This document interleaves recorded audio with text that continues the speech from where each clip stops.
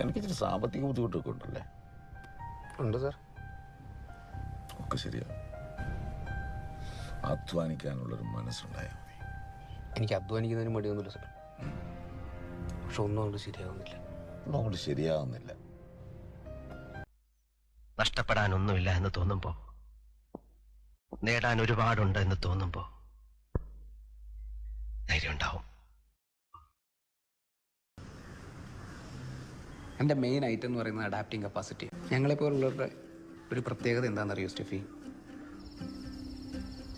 ലോകത്തിൻ്റെ ഏത് മൂലയിൽ കൊണ്ടിട്ടാലും ഞങ്ങൾ ജീവിക്കും.